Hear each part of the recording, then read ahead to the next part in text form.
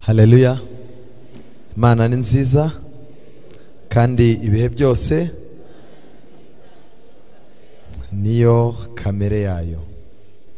Muri uyu mugoroba dufitanye icyigisho cyiza cyane, icyigisho gikomeye. Dufite icyigisho cyiza kivuga ngo urugendo rw'amadini asubira aho yagize gute, aho yavuye. Muri uyu mugoroba ndagira ngo buri muntu wese ankurikire, waba uri umudivantiste unkurikire, umenye ibintu aho birimo kuva naho ibintu birimo kujya. Tumaze iminsi dukurikira ku mateleviziyo kwihuza kw'amadini, kwishyira hamwe kw'amadini. Ni izihe nyungu ziri kuba amadini arimo kwishyira hamwe? Ni ikihe kintu Satani azungukira mu kuba amadini yaba hamwe? Icyo nagira ngo mbabwire gikomeye, amatorero menshi ubu ku isi hari amatorero y'ubuhanga bwa gikristo muri Amerika, amatorero asengeramo abantu bize amashuri akataje. Aba ni nabo bita abakristo ba siyanse, batemera yuko Imana ariyo yaremye, bemera yuko ibintu byabayeho ihindagurika. Dufite amadini y'ibihe bishyashya, aya madini y'abanyamyuka, aya madini y'abantu berekwa, barondora, batitira, birukana abadayimoni, yitwa amadini y'ibihe bishyashya. Kandi dufite amadini nanone yabanje, tukagira amadini nanone y'ababudiste, abantu batemera Imana namba, batemera Kristo, ariko tukagira n'amadini ya gikristo. Ibi rero kugira ngo umuntu abyumve biramusaba yuko yitoza mu buryo budasanzwe, akumva icyo ijambo ry'Imana rivuga mu gitabo cy'ibyahishuwe. Igitabo cy'ibyahishuwe igice cya 17 tuhabwirwa iby'umugore. Uyu mugore yari yicaye ku nyamaswa. Biratangaje ko ibyahishuwe bita bitubwira ko iyo nyamaswa ishushanya ubwami, ishushanya imisengere, kandi uyu mugore nawe ahagarariye idini rya Babuloni. Biratangaje ko mu gitabo cy'ibyahishuwe igice cya 12 tuhabona umugore mwiza ushushanya itorero ry'Imana. Ibyahishuwe 17 tuhasanga umugore wa Satani ushushanya idini yayobye ariyo Babuloni. Kandi ariya madini yose mbabwiye aragenda akisuka mu kintu cyitwa Babuloni. Niho bahereye baca umugani ngo inzira zose zihurira hehe? I Roma. Ibi rero biratangaje kubyumva. Uriya mugore mu byashuwe 12 maze kubabwira, Bibiliya yamwise umusambanyi. Ariko mu gitabo cya Yakobo igice cya 4 Pawulo arangije arandika Yakobo, yandikira Yakobo aramwandikira ngo rero yemwe basambanyi namwe basambanyikazi, ntimuzi yuko ubucuti bw'iby'isi butera kwangwa n'Imana? Bivuze ngo ikibazo gikomeye cyavutse ni ikihe? Uyu mugore nawe ni umugore nk'abandi. Ikibazo yagize, yagiranye ubucuti n'isi bituma ataba inshuti y'Imana. Babuloni irasambana. Iki kintu kiratangaje. Rero muri Bibiliya zanyu umugore mu byashuwe 12 yari umugore wari wambaye izuba, ukwezi kwari munsi y'ibirenge bye, kandi yari yambaye inyenyeri 12 zerekana gutoranywa. Yakobo yari afite abana 12. Ameza y'imitsima yo mu buturo bwera yabagaho imitsima 12. Yesu atora abigishwa atoye 12. Yerusalemu yo mu ijuru izaba ifite imiryango 12. Izaba yubatswe n'amabuye 12. Igiti cy'ubugingo mu ijuru kizaba cyera imbuto z'uburyo 12 uko ukwezi kugize gute gutashye. Kandi abantu 144 bazajya mu ijuru badapfuye. Biratangaje ko bafitanye isano n'umubare 12. Kubw'ibyo rero izi nyenyeri 12 zerekana ko ni umugore w'Imana watoranijwe. Imana ifite itorero ryayo ku isi, yatoranyije ikoresheje ibyanditswe byera. Uyu mugore rero yari yambaye izuba, izuba rishushanya isezerano rishya rya Yesu Kristo. Iyo Yesu ataza tuba twambaye umwijima, nta gukiranuka twari kuba dufite. Uyu mugore rero yari akandagiye ku kwezi. Biratangaje. Twese tuzi neza yuko izuba ari ryo rimurika ukwezi kugakura umucyo ku zuba. Ni nako bimeze. Iyo Yesu atavuka isezerano rya kera ntiryari kugira agaciro. Ariko uyu mugore ntabwo ari mu kirere. Mu gihe uyu mugore yicaye ku nyamaswa, uyu nawe ibirenge bye bihagaze kuki? Ku kwezi. Ukwezi gushushanya isezerano rya kera. Itorero ry'Imana ikizari kubwira, intambwe yose riteye riyitera mu isezerano rya kera, kandi ryambaye isezerano rishya rya Yesu Kristo. Ikibazo gihari, mu idini runaka uragenda ugasomera pasiteri uti nsomera muri Yesaya. Pasiteri ati ese mama reka da icyo gitabo cyavuyeho. niyo mpamvu abadivanisiti ntabwo isezerano rya kera twe turyita isezerano rya kera, turyita isezerano rikuru. Abanyamadini barimo baravuga isezerano rya kera mu rwego rwo kumvikanisha ko ryagize gute. Yego, noneho rero uyu mugore yari afite igikombe. Uriya mugore nta kintu kimwerekanaho ubwiza. Ubwiza bwe buzwi n'umugabo we, kandi koko ubundi niko biba bimeze. Umugore muzima ubwiza bwe bumenywa n'iki? N'umugabo we.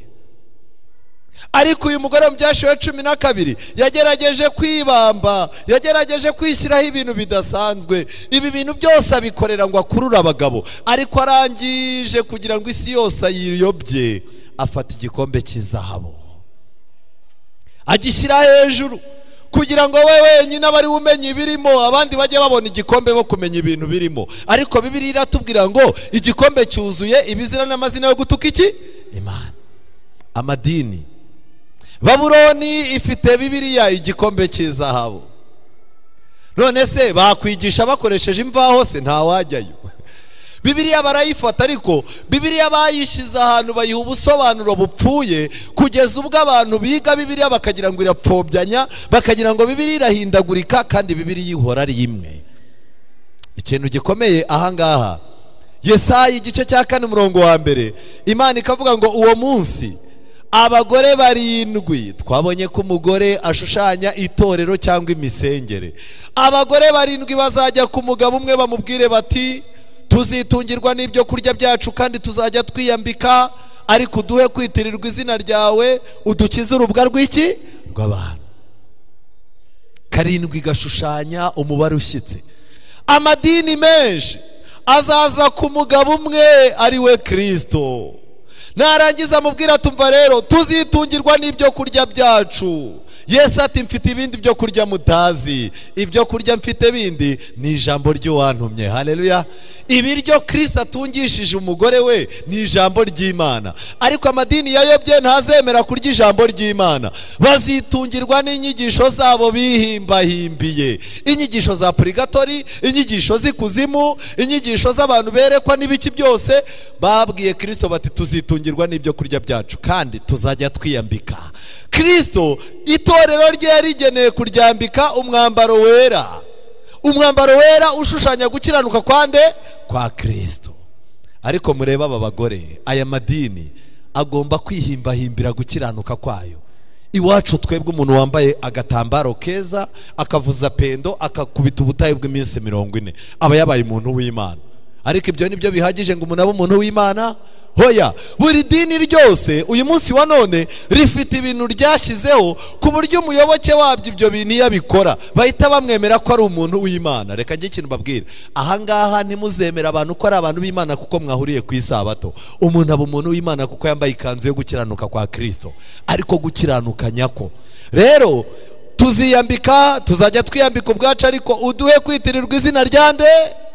Umva umuntu arimo aricara ati abadayimoni ndabirukanye. Ninde urimo kubirukana? Iyo urebye kuri televiziyo neza ukareba ukuntu birukana abadayimoni, ubona ari Yesu wirukana abadayimoni cyangwa ni umuntu urimo gusenga ubirukana? Ni umuntu usenga urimo kubirukana. Dayimoni ndamufashe, ndamuziritse, dayimoni ndamujyanye, mujyanye ikuzimu, mukingiranyeyo, ikuzimu ndatwitse, fire. Yajya gusoza akibuka yuko isengesho risabwa yuko avuga mu izina ryande? Izina rya Yesu. Uduhe kwitirirwa izina ryawe, udukize urubwa rw'abantu. Ntago twasenga mu izina rya shitani, nta muyoboke waza. Ntago twasoza mu izina ryanjye, nta muntu wakwemera. Utwemerere gusa, ibindi byose tuziyaranja, ariko izina ryawe utwemerera aba ari ryo tugumana. Amadini menshi asigaranye izina rya Yesu, ariko ijambo ry'Imana barishize ku ruhande, ntibashaka gukiranuka kuva kuri Kristo, bafite ukwabo bihimbahimbiye. Ubu bwari ubuhanuzi bugomba gusohora kandi bwarasohoye. Mika igice cya 4:1, Imana nayo ikatumara impaka, ikatwereka uko bizaba bimeze. Ariko mu minsi y'imperuka umusozi wubatsweho urusengero rw'Uwiteka uzakomerezwa mu mpinga z'imisozi, kandi Bibiliya igakomeza ngo uzashyirwa hejuru usumba iyindi. Hazaba hari indi misozi, ariko umusozi uriho inzu y'Uwiteka uzajya hejuru yayo. buri dini ryose ubu riragereranywa n'umusozi. Zamuka umusozi uzi iwacu urebe ukuntu Imana ikora. Iwacu ni Imana irimo gukorera ibitangaza. Igihe kigiye kugera Imana izamura abantu ku musozi w'Uwiteka. Ariko si uyu musozi ni uwuhe? Usumba iyindi n'amoko azawushikira, kandi amahanga menshi azahaguruka avuga ati nimuze tuzamuke tujye ku musozi w'Uwiteka no ku rusengero rw'Imana ya Yakobo, kandi izatuyobora inzira zayo tuzigenderemo. Kuko Isiyoni ariho hazava amaki. Abantu bazaba barambiwe ibinyoma barimo kwigishwa mu madini, bavuge batumva ibintu byose narabyize, kwihana narabyize, kwatura narabyize, kwibombarika narabyize, ibintu byose gusenga nabyigiye muri ADPR, ariko hari ikintu batanyigishije. Amategeko y'Imana sindumva na rimwe umupasiteri wacu yavugaho, sindumva n'umunsi n'umwe iwacu bajya impaka z'isabato. Kuki iki kintu batakizana? Abantu bazavuga bati ibipindi turabihaze, turazamutse turaje. Ikindi kintu gikomeye, Isiyoni niho hazava amategeko, ni Yerusalemu hazava ijambo ry'Uwiteka. Batwigishije Bibiliya bayicurika, ibintu byose bagiye batubeshya. Twabaza ibintu bakatubwira ngo byavuyeho, twabaza ibintu bakatubwira ngo Imana yarabihinduye. Turahamya tubizi neza, dufite icyuho yuko mu idini ryacu nta Bibiliya bigisha. Igihe kigiye kugera abari mu madini barimo kwigishwa ariko bagasanga barabeshywa, Imana izabatera kutanyurwa. Igihe kizagera bazamuke baze ku musozi. Ni ibintu bibiri rero. Imana izasenyesha amadini, izasenyesha amadini ijambo ry'Uwiteka ritavangiye n'amategeko y'Imana, kuko nibyo binari amadini yabuze. Ibyashuwe 17 umurongo wa mbere, haza umwe wo muri bamarayika 7 bari bafite za nzabyandwi, arambwira ngo ngwino nkwereke iteka maraya ukomeye azacirwaho, yicara ku mazi menshi. Niwe abami bo mu isi basambanaga nawe, abari mu isi bagasinda inzoga arizo busambanyi bwe. Anjyana mu butayu ndi mu mwuka. Biratangaje yuko umugore wo mu Byashuwe 12 yajyanywe mu butayu kugira ngo ahungireyo mu masengesho no mu ijambo ry'Imana, ariko kugira ngo Babuloni izahangane na wa mugore mu Byashuwe 12. Biratangaje ko Babuloni nayo iri mu butayu. Yohana ajya kwerekwa Babuloni, yayeretswe nayo yagiye mu butayu, nayo iri mu masengesho. Mu gihe muzaza mutegura ububyutse, Babuloni nayo izazitegura ububyutse. Elena White yaravuze ngo mu gihe itorero ry'Imana rizasukirwa imbaraga, ngo Satani azatera amakangura kinyoma mu madini, ibinyoma bazabivugurura babikarange bushyashya. Mbona umugore yicaye ku nyamaswa itukura yuzuye amazina yo gutuka Imana, yari ifite imitwe 7 n'amahembe 10. Uwo mugore yari yambaye umwenda w'umuhengeri n'uw'umuhemba. Biratangaje, iyi ni imyambaro, ni amabara yambarwa ku myambaro y'abasenyeri n'abaseseredoti. Yari arimbishijwe n'izahabu n'amabuye y'igiciro cyinshi n'imaragarita. Ubu ni ubukire bwa Roma. Uyu munsi nari ndimo gukora ubushakashatsi nsanga ku isi umugabo umwe wenyine niwe wigeze amenya amafaranga Roma itunze, ariko nawe yahise apfa. Nta muntu n'umwe, umva n'umuyobozi wa Kiliziya Gatolika ntajya amenya amafaranga bafite, hari itsinda ribishinzwe. Kandi yari mu ntoki ze yari afite igikombe cy'izahabu cyuzuye ibizira n'imyanda n'ubusambanyi bwe. Mu ruhanga rwe yari afite izina ry'amayoberane. Ese nihe handi umuntu agenda yabaza ikibazo bakamubwira ngo niyobera ritagatifu? Iri somo ko naryumva rimeze gute? Ibi bireke, niyobera ritagatifu. Ijambo amayoberane. N'uyu munsi wa none mu madini ya Babuloni hatangiye kuzamo amayoberane. Bibiliya mu gutegeka kwa 2 iravuga ngo ibyahishuwe ni ibyacu n'abana bacu, ariko ibishwe ni byande nibyo Uwiteka. Ikibazo gihari ni ikihe? Mu madini menshi ibintu Imana yahishuye barimo barabyita ibihishwe, n'ibintu Imana yahishe bo bagashaka kugira gute? Kubihishura. Kandi hari handitse ko ari Babuloni igize gute? Ikomeye. Babuloni ya kera Abamedi n'Abaperesi barayigushije, ariko Babuloni y'uyu munsi wa none kuko ifite imisengere na politike, guhirima kwayo ntago byoroshye keretse Imana yonyine izayigusha. Kandi ni nyina w'abamaraya kuko irabyara. Niyo mpamvu amadini menshi arimo kuvuka uko bwije nuko bukeye. Abantu barangiza ngo ababantu ngo abayoboke bajya herekanye ikintu babwira. Amadini menshi arimo aravuka kugira ngo batugote, kugira ngo bagabanye umubare wacu. Ariko biratangaje, mwabonye ko amadini yose asigaye avuka yegeranye n'utubari. Nayo Gikondo birahari. umuryango umwe ni urusengero, uwundi ni iki? Ni akabari. Icyo mbakundira rero, baba bavuga bati niwibeshya kwinjira mu muryango umwe byibuze uzinjire mu wundi aho kwinjira mu badive. Yego, buriya bafite gahunda. Hari gahunda isi igezeho. Kera urusengero rwajyaga kure n'akabari, niyo wajyaga kugura ikibanza ugasanga aho hafi hari akabari, ikibanza baravugaga ngo iki kibanza kirimo shitani. None ubu ngubu umuryango w'urusengero n'uw'akabari biregeranye, baratizanye intebe. Kandi ni nyina w'ibizira byo mu isi. Mbona ko uwo mugore asinze amaraso y'abera n'amaraso y'abahowe Yesu. Yohana yeretswe uyu mugore asinze amaraso. Uyu mugore yasinze amaraso muri za 68 igihe abana b'Imana bicwaga. Uyu mugore muri za 300 arongera yica abantu. Igihe kiragera mu karengane k'imyaka 1260 ubu papa bwamenye amaraso y'abakristo batumvikana nabwo. Papa Yohani Paulo wa kabiri ajya gupfa ngo yashimye Imana yuko asize asabiye kiliziya imbabazi kubera miliyoni 50 z'abakristo bishwe bazira Bibiliya. Ariko najya mbabwira, abo bantu miliyoni 50 nibo Roma yemera. Ijuru riza amaraso y'abantu isi itazi. Najya mbabwire ngo ku isi hari ibihugu byanahanaguwe ku ikarita y'isi kubera ubupapa. Kandi ikintu gitangaje ni kimwe, uyu mugore wamureba neza muri no minsi afite icyaka. Uyu mugore akunda guhora asinze, ntabwo ajya ashaka kubaho adasinze. None muri no minsi biragaragara ko inzoga zamaze kumubana nkeya, agiye kongera gushaka uburyo yasinda amaraso. Vuba bidatinze hagiye kuba akarengane k'abana b'Imana. Ibi bintu birakomeye kubyumva.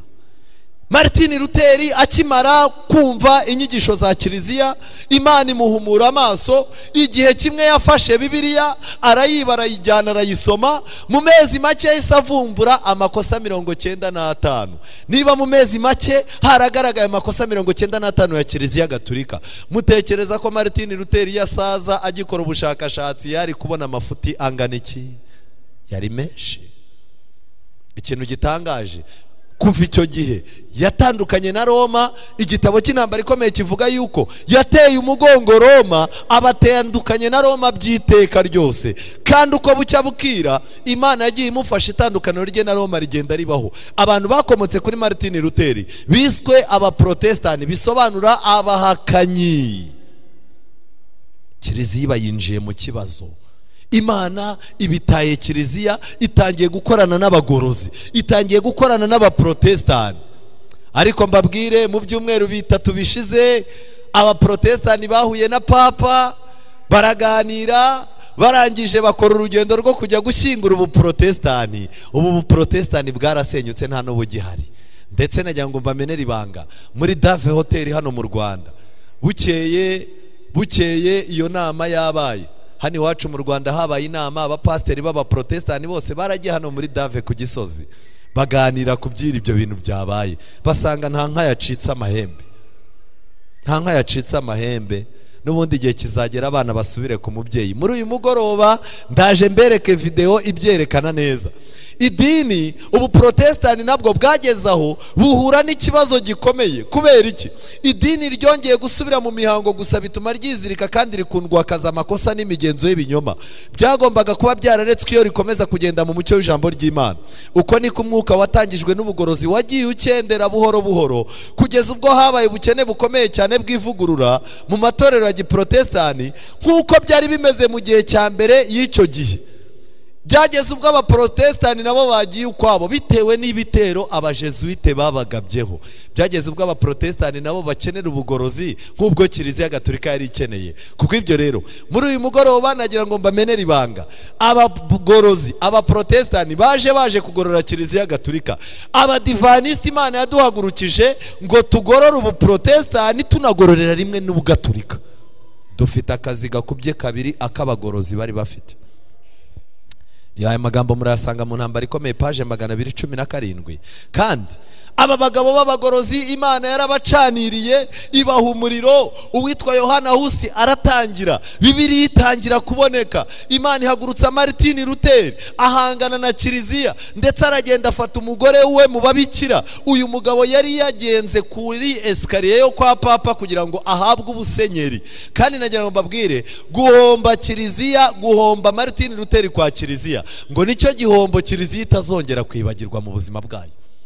Kandi Imana yahagurukije umugabo witwa Zwingli. Aba bantu bose uburayi barabuzengurutse kuko niho ubupapa bwakoreraga. Aba bantu babwira abantu yuko hagati y'umuntu n'Imana nta wundi muntu urimo. Padiri nta urimo, musenyeri nta urimo, nta mafaranga akwiye gutangwa ngo abantu bajye mu ijuru, kandi nta ntebe ya penetensi ikwiriye kubaho. Aba bantu barahagurutse bigisha yuko Mariya nawe atari mu ijuru, Mariya ari umubyeyi wundi utegereje umuzuko nk'uko n'abandi babutegereje. Umva, bigishije inyigisho gutsindishizwa n'ubuntu kubwo kwizera. Berekana ko nta muntu wakizwa n'imyaka maze mu idini cyangwa icyubahiro cye, ahubwo umuntu akizwa kubwo kugira gute? Kubwo kwizera. Imirimo itabigizemo iki? Itabigizemo uruhare. Izi nyigisho zose zaragiye zituma ikamba rya papa rinyeganyega. Kandi aya mugabo witwa Yohana Calvin nawe yaje asunga yunga mu ryabo. Tindara araza, Wesley, ubugorozi buracanira, Bibiliya irongera irasomwa. Ariko abajesuite bagiye bajya mu matsinda yakomotse kuri aba bagabo. Aba bagabo byageze ubwo abaprotestani basigara mu bufana. Umwe ati ngewe nkunda Zwingli ni umuhanga, undi ati ngewe nduwa Martin Luther, abaruteriyene babarabonetse, undi ati ngewe nduwa Wesley. Wesley ni umuntu uzi wigisha neza. Idini ry'aba Wesley riraboneka. Amadini yahise atangira kuvuka kuri aba bagabo, kubera ko mu gusaza kwabo nta bushakashatsi bw'ibyanditswe bwakomejwe, ahubwo abantu batangiye kuba abafana. N'uyu munsi wa none amadini menshi ntabwo afite abakirisitu, afite abafana. Nyuma gato rero haje kuvuka ikibazo. Mu gihe Martin Luther yari arimo agorora ibitagenda neza, Satani yagabye ibitero bwa mbere mu mateka y'ubuprotestani. Habonetse abahanuzi, kandi umusaruro w'abiyitaga abahanuzi kwari uguteza umuvurungano. Abayobozi b'izo nyigisho bagiye i Wittenberg, maze ibyo bavugaga babibwira Melanchthon na bagenzi be. Baravuze bati, Imana yadutumye kwigisha abantu, twaganiriye n'Uhoraho, tuzi bizaba. Mu magambo make turi intumwa n'abahanuzi, kandi turabimenyesha na Luther. Abajesuite, abagatulika bohereje abajesuite baza ari abantu b'Imana. Baza kwa Martin Luther bati, Martin Luther, natwe Imana yavuganye natwe, turi abahanuzi, tuvuga ibizaba. Reka njye ikintu babwira, ibitero by'abantu berekwa bavuga ko bavugana n'Imana mu buryo budasobanutse, nibyo bitero bizagabanya umubare w'abadivaniste. Ubu natwe turabafite batangiye kuvuga ko bavugana n'Imana mu buryo budasobanutse. Buriya mama ni umumama w'Imana. Uzi ko yambwiye ibintu ku rusengero ntashye mpita mbibona iwanjye. Buriya dufite abantu b'Imana, uriya mumama nta mikino. Nawe yarangiza akakubwira, rega njyewe mu gitondo hari ukuntu Imana ijya ivugana nanjye, nuko wenda wagira ngo ni ubwaka, ariko njyewe Imana rwose buriya muri wa rusengero ninjye muntu w'Imana mufite. Aba bantu cyari igitero. Abagorozi baratangaye bagwa mu rujijo, bari bahuye n'ikintu batigeze bahura nacyo, maze bayoberwa icyo bari bukore. Melanchthon yaravuze ati, aba bantu barimo imyuka, barimo umwuka, barimo imyuka. Iki cyari igitero. Barimo imyuka idasanzwe, ariko se n'imyuka ki? Noneho rero Abanyaroma bongeye kugarura icyizere, maze bavugana intsinzi bati, hasigaye urugamba rumwe gusa maze bakaba bacu. Abaki? Abaprotestani. Intambara ikomeye, paji 135, agatabo gatoya. Barangije nyuma byaje guhinduka. Ubu protestani bwasaga n'ubugiye gusenyuka burundu, kubera ko bwari bwaciwe intege n'amacakubiri yabaga mu babushyigikiye, kandi n'abanzi bakomeye bari babwugarije. Aba banzi basenye ubu protestani ni bande? Ni bande batumye amadini menshi avuka kugira ngo ubu protestani busenywe? Intambara ikomeye, paji 170. Aho ubu Kristo bwarangwaga hose, aba protestani bari bibasiwe n'abanzi bakomeye. Intambwe za mbere zo gutsinda ubugorozi zari zaratewe, maze Roma ihamagaza ingabo nshya yiringiye kurimbura ubugorozi burundu. Muri icyo gihe hashyizweho umuryango w'abajesuite.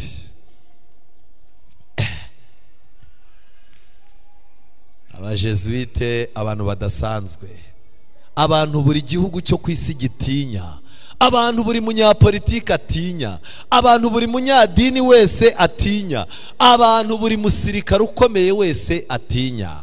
Abajesuite, itsinda ryashyizweho ngo risenye ubuprotestani, kandi nyuma y'imyaka 500 ubuprotestani bukaba bumaze gusenyuka.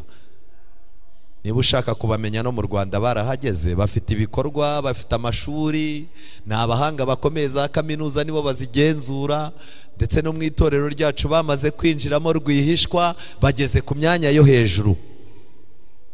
Abajesuite bagomba gusenya itorero. Kugira ngo abajesuite barwanye abo bayoboye ubutumwa, bacengeje mu bayoboke babo umwuka wo gukabya ubwaka, ubukristo bwo kwerekwa, ubukristo bwo kubona Imana, ubukristo bwo kujya mu butayu. Nzabereka ibihamya naba babitangije abajesuite.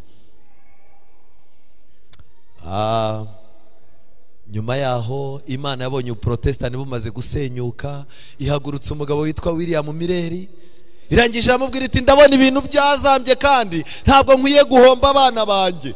Mireri yiga ubuhanuzi, yiga inyigisho za Bibiliya, avumbura yuko igihe cyo kwitegura Kristo kigeze, arongera atangira kwegeranya abantu. Muri abo ngabo yegeranyije hajemo n'umukobwa witwaga Elina Harmon, yari avuye mu bametodiste.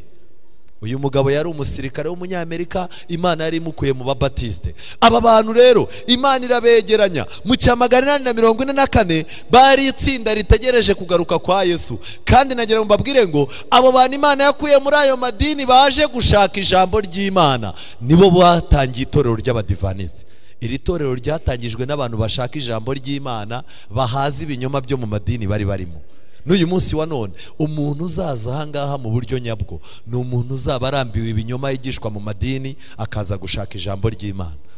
Ikintu gikomeye ahangaha nagira ngo mbabwire, nagira ngo mbereke noneho amadini atuzengurutse, ayayabyaye n'igihe yagiye azira. Mu cya 644 ababatista n'abaluteriyene baratangiye. Aya niyo madini yabanje nyuma ya Kiliziya Gatolika.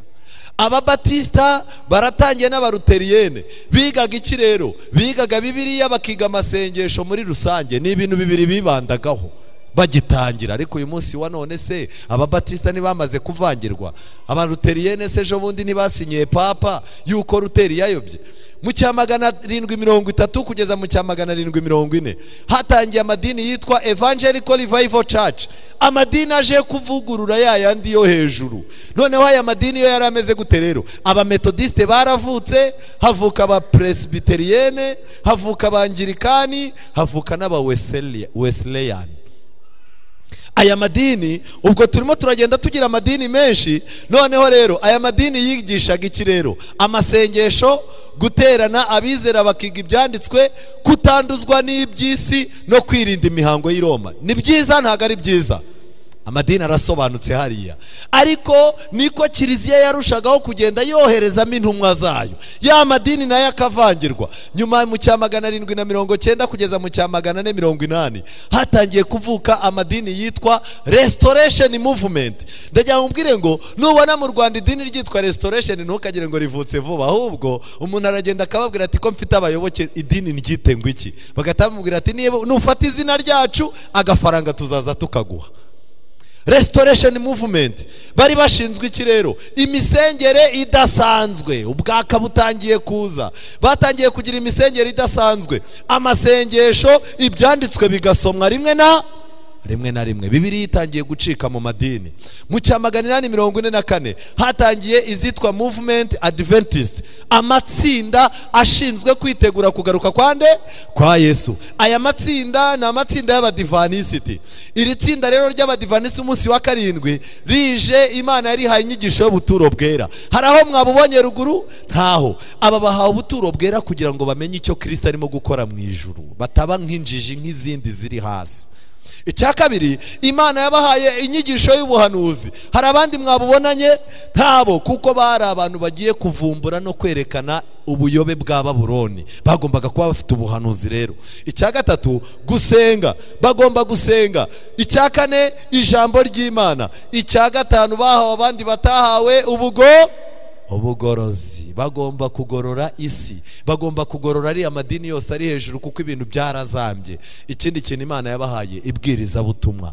Bakwiye no kubwiriza ubutumwa kugira ngo umubare w'abazajya mu ijuru ugire gute, wiyongere. Nyuma yaho rero mu cya 850 kugeza mu cya 900 havutse amadini yitwa Holiness Movement, amatsinda y'abantu bera.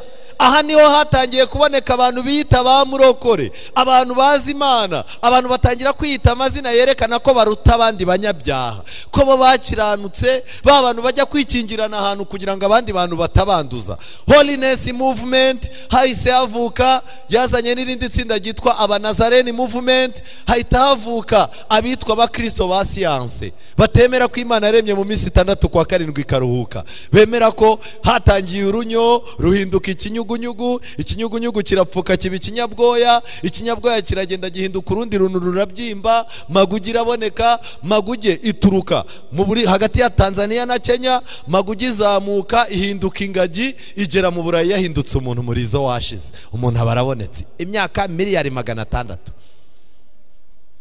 Nagira ngo mbabwire ngo muri kiriya gihe bari barimo kwigisha iki, havutse irindi tsinda ryitwa Salvation Army. Naha mu Rwanda rirahari, ntuzababona babwiriza, nta rusengero rwabo wapfa kubona. Abakozi ba papa badasanzwe, ntimubazi, reka ndebe abantu baza aba bantu. Salvation Army, yego, ntuzababona barimo kubwiriza, ntuzababona basuye umuntu ngo baramusengera. Ni idini riri aho, baba biyambariye amapeti ya kaki, uranyumva neza, imikorere yabo ntiwayimenya, igihugu barimo ntumenya uko bangana, baracecetse. Bigishaga iki rero? Amatsinda y'amasengesho. Amatsinda araje, dufite itsinda iwacu niho Imana ibonekera. Amatsinda y'amasengesho, kwerekwa biratangiye, ubu byutse mu bakristo no guha agaciro ubuhamya kuruta Bibiliya. Barangije batumva rero imbara twizi bya Daniel nta kintu bivuze. Umuntu Imana yagize ikikorera natambuka haza ahangaha, umuntu agaturuka mu gitondo atanga ubuhamya, umva Imana yanshishije mu ikostara ukumundeba nubwo mbyibushye, mumpera Imana amashyi, abantu bagakoma amashyi. Reka mbabwire, ubuhamya bwinshi buvugirwa ku maradiyo ni ubuhamya buvugwa n'umunwa, ariko umutima utarigeze ububonaho na rimwe. Amadini menshi ijambo ry'Imana ryashyizwe ku ruhande kubera ikintu cyitwa ubuhamya, kandi nibikomeza nk'uko biri ndabona natwe twatangiye kuvangirwa. Hari abantu badashobora gufungura radio ijwi ry'ibyiringiro ngo bumve ibyigisho by'ishuri ryo ku isabato, ahubwo abifungura ku munsi hari bubiki ubuhamya. Yego, aya matsinda rero noneho mu cya 876 buriya kandi aya madini noneho uwivumburaga mu ba metodiste baratangiye nabo barashwana bavamo ibice, barangije ababatista bavamo ibice, abangirikani bavamo ibice, restoration nazo zivamo ibice. Ubwo urumva noneho kimwe kirimo kiragenda kibyara ikindi mu Burayi, cyo mu Burayi kikivumbura ku cyo muri Afrika, akavuyo k'amadini karaza. Mu cya 876 hatangiye izitwa Bible Student Movement, amatsinda y'abasomyi ba Bibiliya. Uyu mugabo wari umaze gukurikirana ibyigisho bya William Mireri, uyu mugabo akazaza ajya mu matsinda mu materaniro yari na White yihishe. Tazerusel yaricaye atangira kuzaza yigisha abantu Bibiliya mu ngo gake gake. Igihe kiza kugera aravuga atari ku bundi wabahuriza hamwe, abahurije hamwe ya matsinda ahita yita abahamya ba Yehova. Bakomoye systeme na tactique na evangelisation, baragiye babikopera mu badivantiste umunsi wa 7. Ibyo bihamya nzabibereka. Barangije aba bahamya ba Yehova rero baje bazanye iki, ibwiriza butumwa nkuko abadive barikoraga, imperuka y'isi na paradizo. Ubwo binjiye mu buhanuzi, ariko ni mu kirere, ntago bazi iyo biva niyo bijya. Kwemera Yesu mu buryo bwegeranye n'amadini atemera ubumana bwa Kristo byahise bituma abahamya ba Yehova bahinduka abandi bagaturika ba kabiri.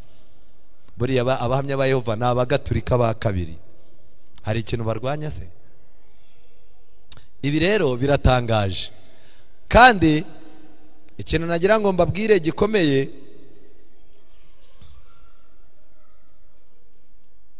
mu cya 906 Pentecostalism yaratangiye, hatangiye amadini ya gipenikoti. Aya madini ya gipenikoti n'amadini y'abakarismatike yaratangiye mu 1906. Aha rero noneho kwerekwa inyigisho bakoraga, kuvuga izindi ndimi, ibitangaza, kubonekerwa, amasengesho adasanzwe byaratangiye. Mu 1901 hatangiye inyigisho zo kuvuga mu zindi ndimi. Mu 1906 hahise hatangira amatsinda, amadini ya Pentecost. Ariko kubo twiganye Pentecost ntago bivuga umwuka wera, bivuga ikintu cya 50. Noneho rero mu gihe Pentecost yatangiye, muri Kiliziya Gatolika hahise hatangira n'ikintu cyitwa abakarismatike. Abakarismatike batangiye muri Kiliziya Gatolika bameze nk'abapentecost, uretse ko bo ari abagatolika. Ariko ubundi abapentecost nabo ni nk'abagatolika. Noheli barayigira ntayo bagira. Pasika barayigira, ubunani barabugira. Nabo bemera ku mwaka n'umunsi birangira saa sita za ryari.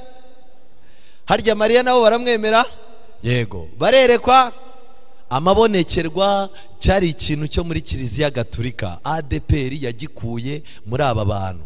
Icyo rero nagira ngo mbabwire gikomeye muri uyu mugoroba, mu 1940 kugeza mu 1950 hatangiye kuvuka amadini yitwa Neo Evangelical Church. Aba bantu baba neo noneho rero bameze nk'ababandi bo hejuru, ariko bo bazanye inyigisho noneho z'iki, inyigisho z'abadayimoni n'imyuka mibi.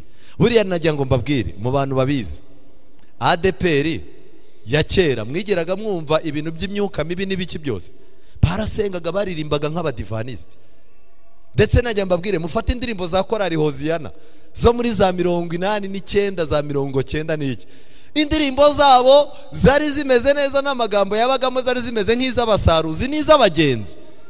ADPR yari itaravangirwa. Ariko nagira mbabwire ngo uko hagiye haza amadini y'abaneo bagatangira kuzana ibintu by'imyuka mibi n'ibintu by'ibitangaza n'ibiki, ADPR nayo yaje kuva ku mwimerere wayo, ubu nayo byarayiyobeye. Aya madini rero noneho yaje kuzana akavuyo gakomeye, cyane. Icyo nagira ngo mbabwire rero ngiki, none kutubwiye ibi ngibi bimeze bite ku bigendanye n'idini ya Islam? Bimeze gute ku bigendanye n'idini ya Islam ko tutayumviseyo? Yo yaturutse hehe? Ndifashisha igitabo cyitwa inyigisho zibanze ku idini ya Islam. Ese abisilamu nabo bafitanye isano na Kiliziya Gatolika? Mutega amatwi mwumve neza. Ndagenda ndabanza kuri page y'aka gatabo ya 49, inyigisho zibanze ku idini ya Islam. Mutega amatwi. Ivuka ry'intumwa Muhammad. Intumwa Muhammad yavukiye mu mujyi mutagatifu wa Maka ku wa mbere tariki 12 z'ukwa gatatu mu mwaka wa 571 nyuma y'ivuka rya Yezu. Harya ubwo kuvuka kwa Muhammad babibaze bahereye ku ivuka rya nde? Ni igitabo cy'abisilamu ndimo gusoma. Uwo mwaka wiswe umwaka w'inzovu kuko ari bwo umwami witwaga Abrahati yagabye igitero cy'inzovu aje gusenya Al-Kaba, ariko ntiyabishoboye. Al-Kaba zasimbuwe n'imisigiti, zari inzu z'ibigirwamana zakorerwagamo imiterekero ya kera, ubu zasimbuwe n'imisigiti. Igisekuru cy'intumwa Muhammad. Intumwa Muhammad yavutse ku babyeyi b'abanyacyubahiro, se yitwaga Abdullahi mwene Abdul Muttalib, nyina yitwaga Amina umukobwa wa Wahabi. Abo babyeyi be bombi bakomokaga mu bwoko bwubahitse. Konswa no kurerwa kwa Muhammad. Mutega amatwi aho nshaka kugera. Intumwa Muhammad Imana imuha amahoro n'imigisha, yonkejwe na nyina Amina, nyuma yonsa na Tuwayabatu, hakurikiraho Halimatu Sadiyat. Amaze kugira imyaka 4 y'amavuko bamusubije kwa nyina Amina. Intumwa Muhammad yapfushije se itari yavuka. Nyina kimutwite hashize amezi 6 sapfuye abona kuvuka. Intumwa y'Imana Muhammad imaze imyaka 6 yajyanye na nyina gusura ba nyirarume babaga i Madina. Bari mu nzira bagaruka nyina ararwaraza gupfa, maze Muhammad asigara arerwa na sekuru Abdul Muttalib, nawe waje gupfa. Intumwa ifite imyaka 8 isigara irerwa na se wabo witwaga Abu Talib. Uyu Abu Talib yakundaga Muhammad cyane. Ubwo mwamaze kumva uko yavutse. Mutega amatwi rero. hano bavuga uburyo Muhamadi yarongoye, bakanatubwira yuko Muhamadi buriya intumwa Muhamadi yarongoye bwa mbere umugore witwaga Khadija. Icyo gihe uyu mugore witwa Khadija muryandika iryo zina ahantu, yarongoye umugore witwaga Khadija. Icyo gihe Muhamadi yari afite imyaka 25, naho Khadija yari afite imyaka 40. ubwo ari we n'umugore umukuru yarinde ako kantu mukandika ahantu. Babyaranye abana 6, hano barabavuga imwe mu mico yaranze intumwa Muhamadi. Noneho rero najya mbabwire intumwa Muhamadi habwa ubutumwa. Mutega amatwi rero mwumve noneho isano y'abagatulika n'abisilamu. Niyo mpamvu abisilamu muzabona mu bitabo byacu by'umwuka w'ubuhanuzi Erina White uretse igitabo kimwe yabavuzeho, nta handi hantu yigeze abavuga. N'abagatulika pire. Gute rero intumwa Muhamadi, Imana imuha amahoro n'imigisha, yakundaga kujya kwiherera mu buvumo. Nta hantu na hamwe muzasanga ubuvumo bwakoreshwaga mu gusenga mu buryo bwa gipagani. Nzabibereka hano. Yakundaga kujya mu buvumo bwitwa Hira Imaka, igaragira Imana mu nzira yasizwe n'intumwa y'Imana Ibrahim. Nibwo yahishuriwe ubutumwa, hari mu kwezi kwa Ramadhani mu mwaka 610 nyuma y'ivuka rya Yesu. Noneho rero mutega amatwi, icyo gihe intumwa Muhamadi yari afite imyaka 40 y'amavuko. Nyuma intumwa y'Imana Muhamadi yivugiye ubwayo ko marayika Jibril, ubwo ni Gabriel, marayika Jibril muri ubwo buvumo yamusanzemo aramubwira ati soma. Intumwa Muhamadi iramubwira iti ntabwo nzi gusoma. Muhamadi ntabwo azi gusoma. Korowani nicyo cyatumye bavuga ko yamanutse mu ijuru, kuko nibari kuvuga ko Korowani yanditswe n'umuntu utazi kugira gute, utazi kwandika. Batavuga ati rero Bibiliya mujye ivugwa ko yanditswe n'abantu, mwe mujye muvuga ko Korowani yahanutse mu ijuru ari ururimi rw'Imana yanditsemo. Noneho intumwa Muhamadi ikomeza itubwira iti kugeza ubwo nasomye nsubiramo amagambo yavugaga na marayika Jibril agira ati soma ku izina rya Nyagasani wawe we waremye, yaremye umuntu amukomoye mu gasoro k'amaraso. Soma kandi usingize Imana yawe. Reka mbabaze, Imana yaremye umuntu imukuye mu gasoro k'amaraso? Muhamadi atangiye kurwanya. Ndaje mbereke mu bitabo byacu by'abadivaniste. Noneho rero ikintu cyateye Muhamadi gukora ibi byose, yigishije umuntu ibyo atarazi. Yewe Muhamadi, wowe uri intumwa y'Imana, nanjye ndi marayika Jibril. Akenshi yamuziraga mu ishusho y'umugabo. Intumwa Muhamadi yakomeje avuga iti naje gusubira mu rugo ubwo Jibril yari amaze kugenda, nsanga Khadija wa mugore we, nsanga Khadija mu rugo, mwegamaho musobanurira ibyambayeho. Arambwira ati humura, ndahiye ku Mana ifite roho yanjye mu kuboko kwayo, nje ndabona kuzaba intumwa. Ni Imana yabivuze, ni umugore ubimubwiye. Umugore we niwe ubimubwiye, uzaba intumwa y'uyu muryango w'abatuye isi. Nuko Khadija ajya kureba mwene se wabo witwaga Warakati mwene Naufari, wari umukirisitu. Wari umukirisitu. Uyu yari umukirisitu w'umugatulika. Umugore wa Muhamadi akomoka mu muryango w'abagatulika, kandi uyu mugore yarushaga umugabo we imyaka, akamurusha n'iki? N'ubwenge. Noneho rero mutega amatwi rero, wari umukirisitu akaba yarasobanukiwe amateka, amusobanurira ibyabaye kuri Muhamadi byose. Akimara kubyumva aramubwira ati ndahiye ku izina ry'Imana yifite roho yanjye mu kuboko kwayo, Muhamadi ni intumwa y'Imana yoherejwe kuri uyu muryango mugari w'abatuye isi. Hari ubuhamya butanzwe n'Imana. Abagatulika ubwabo nibo babwiye Muhamadi ngo komerezaho uri intumwa. Kubwa Afrika nziza, igitabo cy'abadivantiste, twagiye kuri page ya 44. Aka gatabo kagura amafaranga make, reka ndeba abantu bagatunze. Yego Imana ibaho umugisha. Page ya 44. Ubwo Muhamadi n'abayisilamu badukaga muri 622, ntabwo Muhamadi yari afite umugambi wo kurogoya inyigisho za Bibiliya bene ako kageni, ahubwo yatangiye yiyita umuhanuzi w'Imana ya Isiraheli ngo abone uko yikururiraho Abayuda. Abayuda bakimara kumutera umugongo rero Muhamadi yararakaye.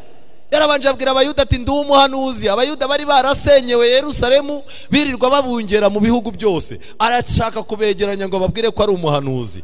Barangije Abayuda bati hoya witubeshya, nubwo turi mu bibazo ariko twemera ijambo ry'Imana, ntabwo Imana yagutuma wowe. Muhammad arangije ararakara, yahise ahindukirira abapagani. Ubwo yari amaze umwaka umwe i Medina, rero yahinduye umugenzo we wo gusenga yerekeje amaso Yerusalemu, atangira gusenga yerekeje amaso hehe mu rusengero rw'abapagani rw'Imaka. Niyo mpamvu mu gihe Salomo yavuze ngo abantu bajye basenga berekeye burasirazuba, Muhammad we yategetse abantu gusenga bareba iburengera zuba. Kandi noneho ikindi kintu bigaragara neza ku itandukana rya Muhammad n'abayuda, ari naryo ryamuteye kwitoraniriza umunsi wa gatandatu w'icyumweru ari wo Vendredi, akawugira uwa karindwi wabo, ari wo wahoze ari sabato y'Abisirayeli n'abakristo ba mbere. Nyamara nta hantu na hamwe muri Bibiliya wasangaga iteka ryo kuruhuka ku munsi Muhammad yafashe. Yaravuze atumva ntago ndi bujye dimanche abagatulika bayubatse w'izina, ariko kugira ngo mbereke ko mbarwanyije isabato yanyu ngiye kuyirwanya, ahita azafata Vendredi. Baramubaza bati ibi bintu ukoze ni ibiki ko Imana isaba abantu kuruhuka ku munsi Imana yaruhutsemo? Ati no, abagatulika baruhuka ku munsi Yezu yazutseho, abakirisitu n'abayuda bamwe baruhuka ku munsi Imana yaremeyemo yaruhutsemo, arebo b'abakirisitu b'isabato. Njewe mfashe Vendredi ni umunsi Adamu yaremwe. Buriya abisilamu ntago baruhuka isabato, basenga ku munsi Imana yaremeyeho inde? Adamu. Ibi rero binyereka yuko aba ntidukwiye kubibandaho, ni ukuboko kwa Kiliziya Gatulika. Abazi amateka mugende mwiga ibya Islamic State, muri busange Islamic State ni abakozi mu buryo butazwi ba Vatican. Harya mbabazi, imitwe ya Islamic State batangiye kuyirwanya benda kuyimaraho, ninde wabakiye ubuhungiro? Yabwatse hehe? Mujye mureka kubinjije. Icyo nagira ngo mbabwire twihuta, ubu protestani bwaje guta icyerekezo.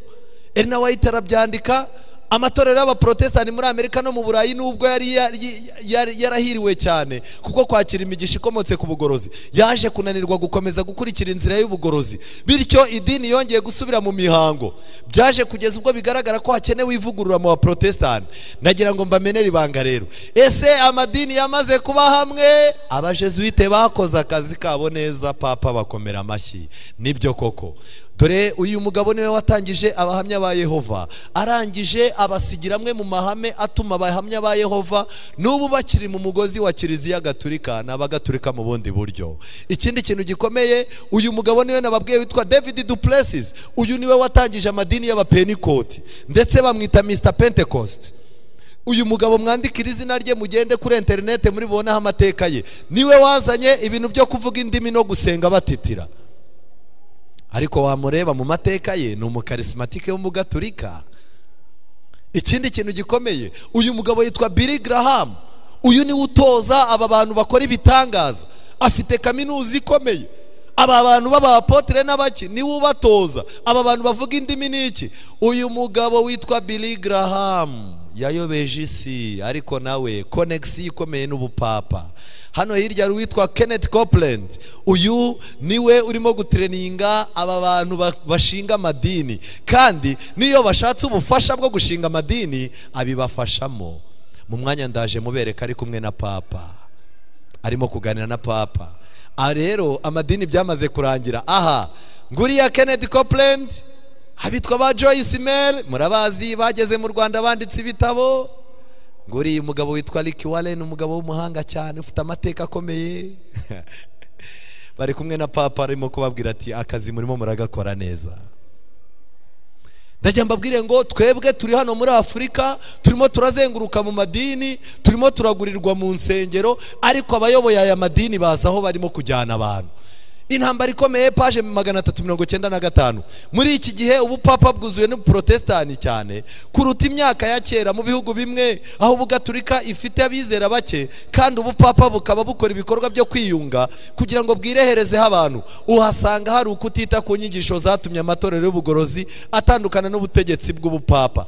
Igitekerezo gikomeje gutangwa n'abaprotestani bagira bati, na mbere hose ubu ntitugitandukanye cyane kuko ku ngingo z'ingenzi nk'uko byari bimeze mbere, kandi akantu gato k'umwihariko kari kadutandukanyije kazatuma twumvikana na Roma. Ikindi kintu gikomeye, ijambo ry'Imana ryatanze imiburo ku kaga kagiye gutera. Mureke ibyo byirengagizwe maze abaprotestani bageraho bamenye neza imigambi nyakuri ya Roma, uretse ko bazabyibuka barakererewe. Ngaba abaprotestani ntibazi ibintu barimo, baratitira ntibazi tagitiki ituma batitira, baravuga indimi ntibazi aho zaturutse ngo nizijuru kandi niz'abadayimoni, barimo barahabwa ibintu barasenga ku cyumweru cyashyizweho giturutse kwa papa, barizihiza Noheri yatangijwe n'abapagani ba kera b'Abaroma, ariko bari imbere y'Imana babwira Imana ngo ibiyereke. Iki ni ikintu gikomeye. Itorero Gaturika ry'i Roma riragenda risatira ububasha bwaryo ryahoranye bucece. Inyigisho zaryo mu biterane muri za kiliziya zirategura inzira mu mitima y'abantu, riregura rwihishwa inyubako yaryo yaguye kugira ngo rigarure akarengane mu bataryemera. Mu minsi yashize aba baririmbyi dufite barimo kuririmba indirimbo z'isi, abenshi bahoze baririmba indirimbo zo mu nsengero. Muri no minsi ujya kubona ukabona King James agiye kuririmba yambaye ishapure, kandi mu myaka ishize yari umudivanisiti. Mani Marite arimo araririmba n'urushapure, umuntu wari uri muri ADPR mu myaka ishize. Aba baririmbyi bose kuki barimo kuririmba bambaye ishapure? Kiliziya Gaturika irashaka kureshya abantu no mu ndirimbo. Buri kantu kose karimo kuba Kiliziya Gaturika irimo iragarura abayoboke bayo. Aha noneho rero tubyerure, uyu ni umuyobozi w'abisilamu ku isi, nguyu papa, inyuma hari uhagarariye imisengere y'abanyabwenge, uriya ni Rick Warren n'abandi bantu bagiye bahagarariye andi madini yemera Imana mu buryo butandukanye, barimo barasengera isi ngo igire idini rimwe. Ariko nagira mbabwire abadivantisti kuba bataboneka hangani nacyo kintu bazazira, kuba bataboneka mu mafoto nkaya ngo iki kintu tugiye kuzira. Ariko iby'Imana ivuga bifite ukwabyo biteye, hari impamvu ikomeye. Kwiga Bibiliya usenga nibyo byakwereka abaprotestani imico nyakuri y'ubupapa, maze bikabatera kubugirira amakenga no kubuzibukira. Ariko ikibazo ari amadini y'abaprotestani arasenga ariko ntajya yiga Bibiliya. Mbega uburyo natwe dufite ikibazo, natwe twiga Bibiliya ariko gusenga ni gakeya. Niyo mpamvu mubona twese tutazaho ibintu birimo kwerekera. Ikintu nagira ngo mbabwire gikomeye, abadivantiste nitwe twenyine dusigaye turwanya inyigisho z'ubupapa, inyigisho nyinshi cyane. Hano abaprotestani nyakuri ni bande? Mu gitabo cy'Abagatulika bo ubwabo bariyandikiye ngo in this matter the Seventh Day Adventist is the only consistent Protestant. Abandi ba Protestant bose twarabarangije, abadivanisti niryo tsinda ryo nyine ry'abaprotestani risigaye. Nabaki barimo kubyivugira? N'Abagatulika. Hasi noneho baranditse barangije ngo the Adventists are the only body. Abadivanisti nibo tsinda ryo nyine ry'abakirisitu rifite Bibiliya nk'umwarimu wabo. Haleluya. Rifite Bibiliya nk'umwarimu wabo. Ntushobora kubona na rimwe urupapuro rwabo rwerekana ko bahindura bakava ku isabato bakaza ku cyumweru. Nta ni urupapuro rw'igitabo cyabo wasanga rubasaba kuba bava ku isabato ngo bajye ku cyumweru. Kubw'ibyo rero niyo mpamvu biswa abadivanisi umunsi wa karindwi. Icyo nagira mbabwire ngiki, kuba kiliziya irimo kuvuga ko abadivanisi ari bo tsinda rya protestani risigaye, biravuze ngo urugamba ahandi hose barurangije, urugamba rusigaye aha. Niyo mpamvu ubu batangiye gucengera mu makorari, barimo barayacengeramo, bakaza bakayaha amafaranga kuko dufite inzara y'amafaranga, baraza bakayafasha. Ubu dufite amakorari yihisha itorero akajya kuririmba mu ngo z'abakire batanasenga, ugasanga mu birori barimo barapfundura amabyeri. Korari ziti twe muduhe fanta niyo tumenyereye. Reka njye ikintu babwira, abajesuite bamaze kwinjira kugeza ubwo n'ababwiriza, mubwiriza araza gukora amateraniro bakamuha misiyo bati uriya mubwiriza azarari wawe, wajya kumva mu rusengero mwamumpaye ko ari njye mfite ahantu hagari nkazamugaburira nkazabana nawe, umubwiriza mukaba mumushyizeyo. Yaba arimo gutegura ibintu by'ubuhanuzi ukabona wa mugabo araje, mwiriwe muntu w'Imana, yego uyu munsi surigishe biki? Ndigisha Daniel uburyo amadini yayobye. Ariko ibyo bintu wumva ari cyo bimariye agakiza k'abantu? Rega nukuri Yesu agiye kuza, mureke twigisha abantu urukundo. Rega ibyo bintu ugiye kwigisha n'akana k'ubushize yarabyigishije iwacu. Umubwiriza akabahinduye ikibwirizwa, bakamukubita ibyo kurya, bakamukubita iki, ubundi bagahamagara abandi bakire baza bamusura, abagore babo bamusura, mukazaheruka umuntu wavugaga ibintu bikomeye ku ruhimbi asigaye afite ibitekerezo by'ipusi n'imbeba. Misiyo yabo bayigezeho. Bahawe gahunda yuko bagomba kwinjira mu itorero, bakinjira mu mashuri y'abapasteri, kandi kubera ko ari abanyabwenge bagasohoka bafite amanota menshi kurusha abapasteri b'umwuga. Yarangiza yagera mu bantu agakundwa nabo, agatangira kuzaza acungana n'abakire, akamenya abakire bari mu itorero, akamenya abize amashuri, akamenya buri muntu n'idini yavuyemo. Bari ku kazi kandi barakomeje. Bahawe ubwenge, babwirwa yuko bagomba kwinjira mu mashuri ya za kaminuza. Ubu kaminuza zacu urajya kubwira umuntu uti mwambare nk'abakirisitu, ndagahita avuga ati Imana ireba mu mutima muyobozi, mureka abanyeshuri babe free. Uyu mudendezo murimo kubona mu bigo by'abadivaniste, abajesuite bagezemo. Nagira ngo mbereke akantu gatoya muri uyu mugoroba, twihuta mu gusoza. Mbereka ibintu bigeze, ukira azakira, udashaka gukira nta kindi twamukorera. Ariko nagira ngo mbabwire bantu b'Imana, ni igihe cyo gukanguka, icyo cyo nakibabwira. Aha hari ibintu bikomeye, reka mbereke disikuru ijya intera ubwoba. Ibi bintu hari bamwe bashobora kuba barabibonye, hari abandi batarabibona. Iyi ni inama yabereye muri Korea muri 2000 na kangahe? Inama yabereye muri Korea muri 2004. Iby'iyi nama ni ibintu bitangaje cyane. Yego, ni inama yari yahamagawemo abanyamadini bose, kandi abanyamadini bose bagombaga gusinya ayavuye muri Afurika. Abantu bagiye bashinga amadini, buri madini yose yarahageze. N'ubu ikibazo cyo kuba tutaragiye muri iriya nama nk'abadivaniste ni ikibazo gihari, yuko abadivaniste batemera kubarara nk'uko abandi bubaraye. Rero ahangaha barimo barahamagara, bagiye guhamagara buri bantu bose bagiye bahagarariye amadini, kandi barimo kwigisha abantu yuko bagomba kugira ubumwe. Ubwo bumwe bwabo bukaba ari bwo bubahuza. Iyi nama yabereye muri Korea, abanyamadini bose bajyayo, kandi Korea ni igihugu kitemera Imana. Aha rero bagiye kugenda bahamagara buri muntu uraza gusinya.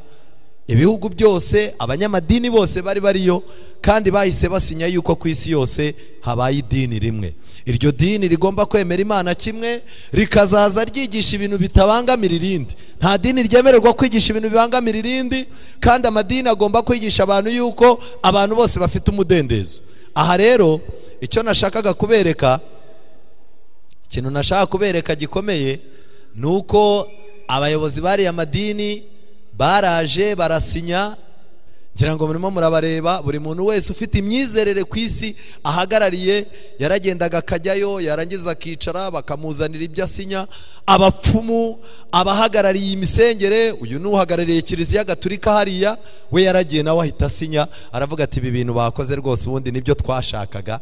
Nawe aratambuka arasinya. Amadini y'ababudiste, abahindu, abisilamu, bose baragiye. Dore ngabariya bicaye hariya ku ntebe, bose barahamagaye bicara ku meza y'ubumwe, baravuga bati ubu ntitugitandukanye. Abapfumu ngabariya mwamubonye, uriya ni umupfumu wo muri Nuza, wo muri biriya bihugu bya Pakistan. Ni umupfumu ukomeye, nawe arasinya bati nawe ibyawe turabyemera, nawe ufite ukuntu uvugana n'Imana. Ngaho namwe murebe, egera imbere gatoya, noneho mubareberera abanyamadini bose bari ku meza barimo barasinya. Ndagira mbabwire ngo ibi bintu umuyobozi w'idini ryawe ashobora, yego urakoze cyane, umuyobozi w'idini ryawe wowe usengeramo ashobora kutakubwira ibintu arimo, ariko aba bantu ibyo barimo barabizi. Reka noneho mbereke ikindi kintu noneho cyantangaje. Ikindi kintu cyantangaje ahangaha, hano nagira ngo noneho mbereke abaprotestani.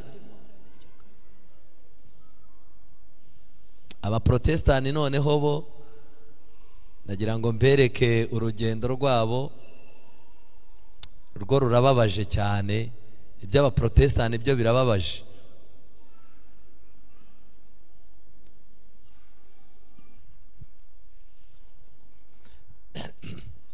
iki ni ikiganiro cyakozwe n'umubwiriza w'umudivantiste witwa Dog Bachelor, ugira ngo muramuzi, yatubwirije kuri satellite. Uyu mugabo rero ni umuhanga mu gukurikirana amateka y'ubuhanuzi aho ibintu birimo kwerekera. Kandi ikintu nagira ngo mbabwire, aha yari yakoze ubushakashatsi ku nama y'amadini y'abaprotestani bari bahuye. Abaprotestani bari bahuye barangije bategura discours, bavuga yuko Imana yabahaye ubumwe n'abagatulika n'andi madini yose. Nibyo uyu mugabo yari arimo. Kandi uyu muvugizi wabo arangije, dore aba ni abanyamadini yose ya giprotestani, kandi ku ruhimbi rwabo hari inyoni nini irimo kugaburira akanyoni gatoya. Ikinyoni kinini cyari kiliziya gatulika yasamye, ubu protestani bwasamye ari bwo kanyoni gatoya kiliziya irimo kubugaburira. Noneho rero ikintu gitangaje aha ngaha nagira ngo mbereke, biratangaje. Noneho barangije, papa yahise avugana nabo. Papa yahise avugana nabo, arababwira tumva, ngiye kuganira namwe, ntago ndi buvuge icyongereza, sindi buvuge n'igitaliyani, ahubwo ndaza kuvuga ururimi rw'umutima wanjye, ndaza kuvuga mvugishije umutima wanjye. Nuvuga ngo bari bapanze abanyamadini bateguye screening nk'iyi ngiyi, bagiye kubona batungurwa nuko barangije kuvuga papa bahise babona screen, basanga papa yararimo gukurikirana ibintu bari barimo. Noneho papa rero ahita aganira nabo ako kanya. Kuganira nabo rero, disikuru yabahaye uyu munsi yari disikuru ihishe ubugome bukomeye. Arangije ati nta bindi tugomba kwigisha, twigishe abantu gukunda Imana kandi twigishe n'abantu gukundana, nicyo kintu cyonyine. Ayo mategeko yonyine arahagije. Bivuze ngo arimo arakuraho amategeko y'Imana, abantu bikundanire biyegeranire gusa.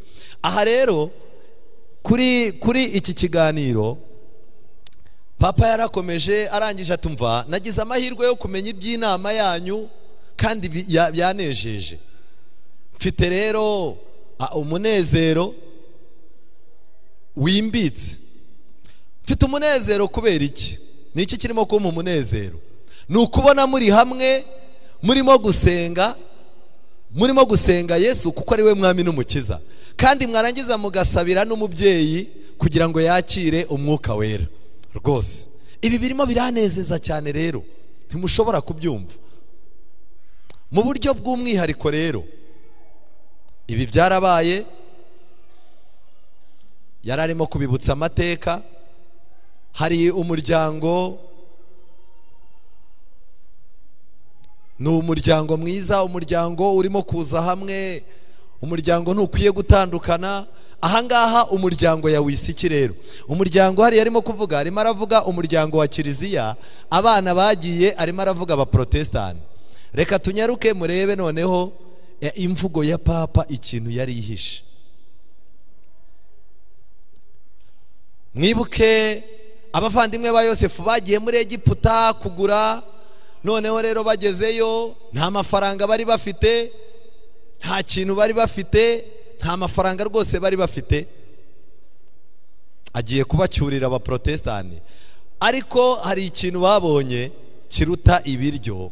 Babonye umuvandimwe wabo. Bivuze ngo abaprotestani bagiye muri Egiputa, none bagiye mu Egiputa, none igihe kirageze ngo bakenere Yosefu. Yosefu niwe wabatunze. Kubw'ibyo rero abaprotestani nibagaruke, ubu papa bufite icyo kubatunga. Dufite umuco, dufite byinshi cyane birimo kuduhuza. Twebwe turakize kubigendanye n'iby'ubumana, turakize. Murumva icyo arimo kubabwira hano rero. Ariko dufite icyo umuntu yasangira n'undi, cyangwa icyo umuntu afana. Tugomba gutakira rimwe nk'uko Yosefu yariranye n'abavandimwe be. Kandi aya marira azadufasha, aya marira azaba ari amarira y'urukundo. Bivuze ngo ubu protestani nibuze bwicarane na gatulika, baririre hamwe nk'uko Yosefu yariranye n'abavandimwe be.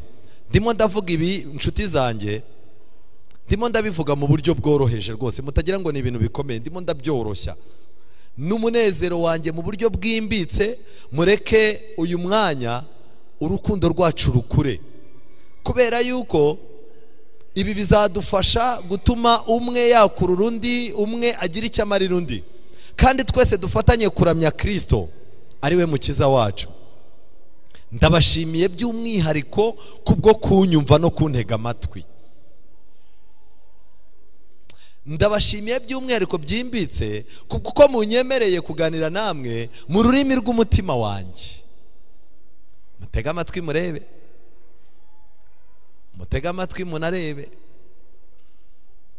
Kandi ndashaka kubasaba rwose mumbabarire, munsengere, I need your prayers. Nkeneye n'amasengesho yanyu nubwo ndi papa, munsengere. Kandi buriya niba ari abaprotestani bakunda no gusengera umuntu.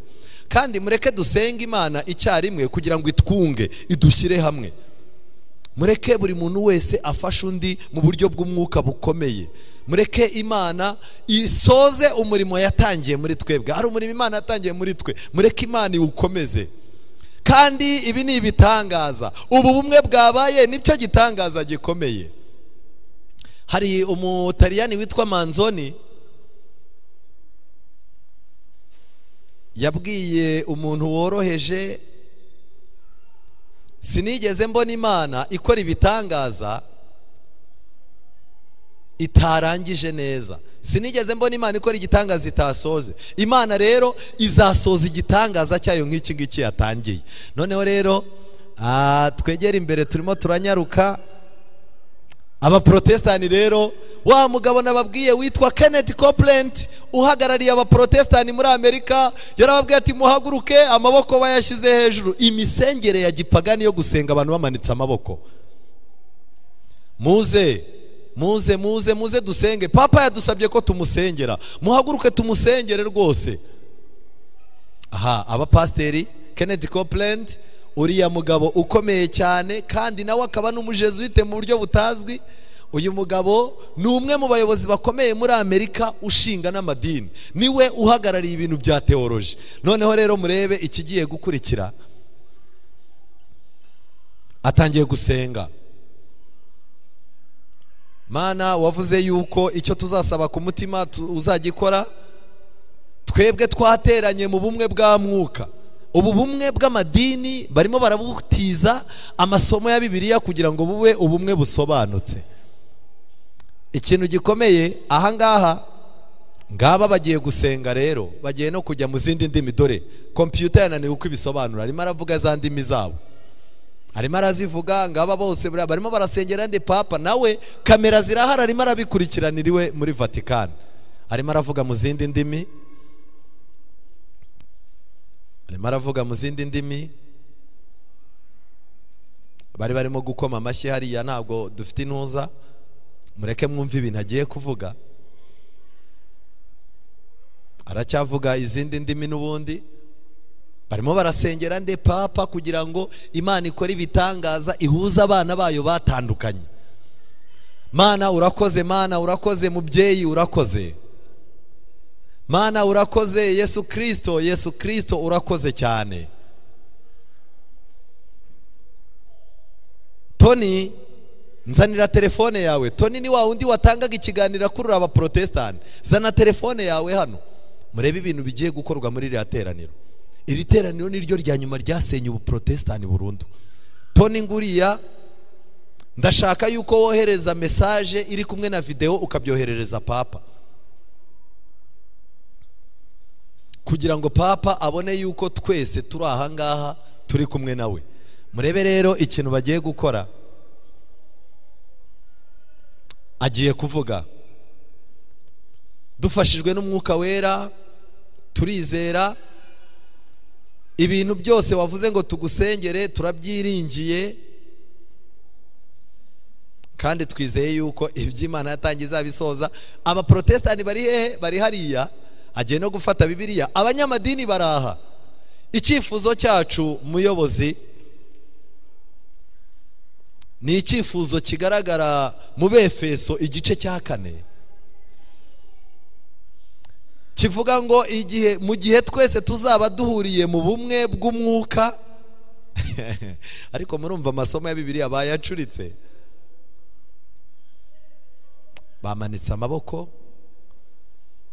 Uyu urimo gufotora arimo arafotora, yafunguye, arimo arafotora ibintu arimo kohereza kwa papa direct. Abandi barahangaha, murebe uko bahagaze, barimo baragurwa, ntibazi iyo biva. ibi bintu bifite agaciro, tubihaye umugisha n'imitima yacu. Turagushimiye cyane, dushimye Imana ku bwawe rwose. Kandi buri muntu wese muri twebwe hano aratura, arerura, avuga ko uhawe ikaze, kandi twese turi hamwe. Habwa umugisha, barimo baramuha umugisha. Twese tugusabiye umugisha rwose. Amen, amen. Bakomye amashyi, amen. Barimo barasengera nde? Nyir'ubutungane arimo arabafotora. Mureba abantu bari n'abapastora, ababishopu, abapotere n'abarevera n'abantu bakomeye mu bashinga amadini. Mutega amatwi disikuru rero igiye kuba. Aramubaje ati se byarangiye? Yego rwose nditeguye. Ikintu nagira ngo mbabwire ahangaha mugomba kwitegereza,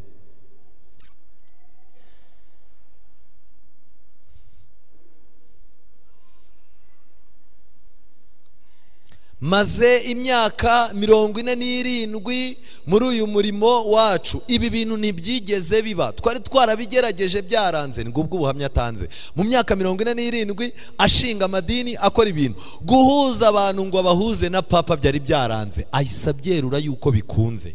Ikintu gikomeye nagira ngo mbabwire muri uyu mwanya dusoza, nagira ngo mbabwire ngo aba bayobozi b'amadini ibyo barimo barabizi. Urugendo rero twari turimo kwiga, amadini agiye gusubira aho yavuye. Amadini yose yacomotse muri Kiliziya Gatolika. Kiliziya Gatolika igiye gukoresha imbaraga ayo madini yose asubireyo. Kandi nagira ngo mbabwire, dufite umubare munini w'abadivanisiti.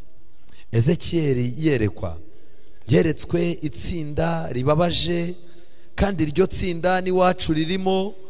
Ezekiel, murebe muri Bibiliya zanyu mu gitabo cya Ezekiel yeretswe ibintu bibabaje mu gice cya 8.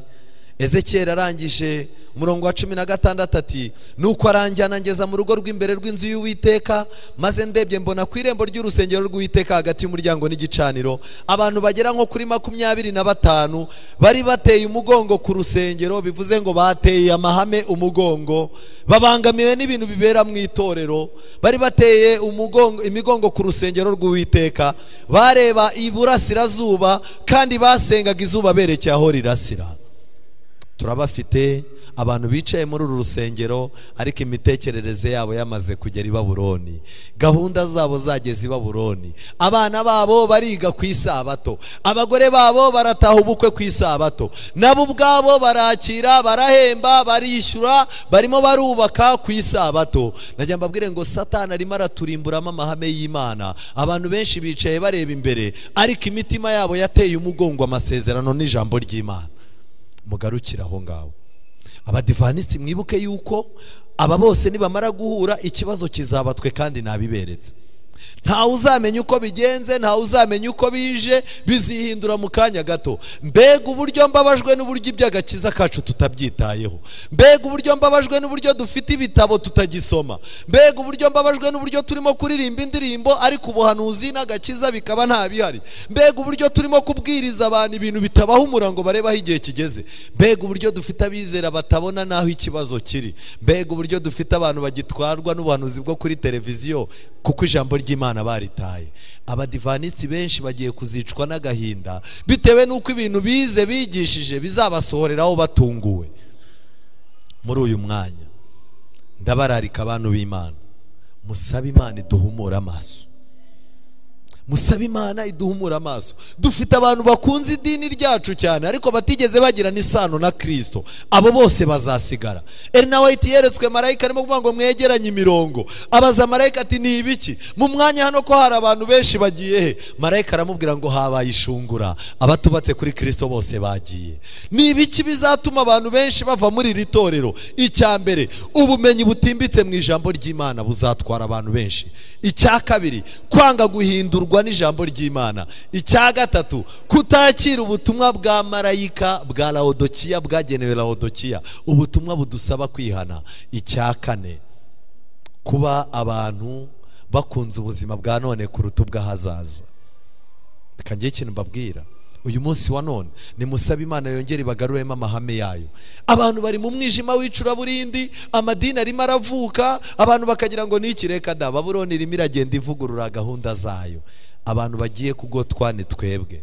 Muzarebe, ubu Satani yaducometse inshuti tutizera kimwe, yaducometse ababosi tutizera kimwe, mu minsi mikuru yacu ibiyobowe n'abantu tutizera kimwe, abajyanama bacu bakomeye nabo tutizera kimwe, abajyanama bakomeye b'amakorari yacu nabo tutizera kimwe, abantu bagirira akamaro ababwiriza bacu nabo tutizera kimwe, abantu barimo gukurikirana iby'itorero ryacu nabo tutizera kimwe. Nguwo umutego.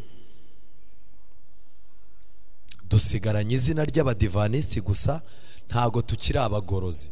Kera umudivanisi yageraga ku meza ugahita umenya ngo aya meza ariho umugorozi.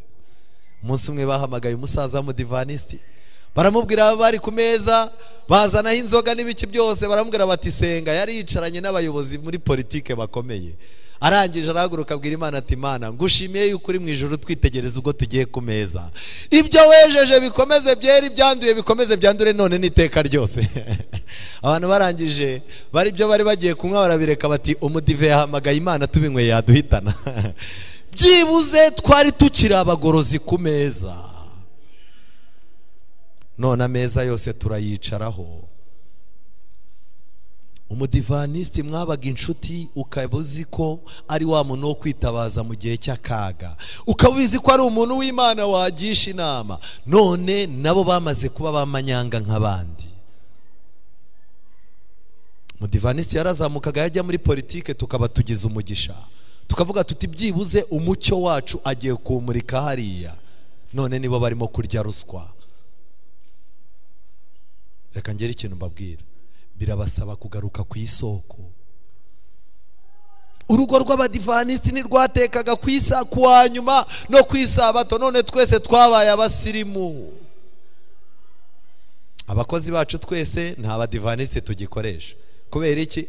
Umukozi utari umudivanisi urumwohereza guhaha ku isabato, akajya ku isoko akagura inyama. Abantu bakubaza bati, iwawe ko mwatetse ku isabato mudive? Uti mfite umukozi utari umudive, uriya nawe azankoraho.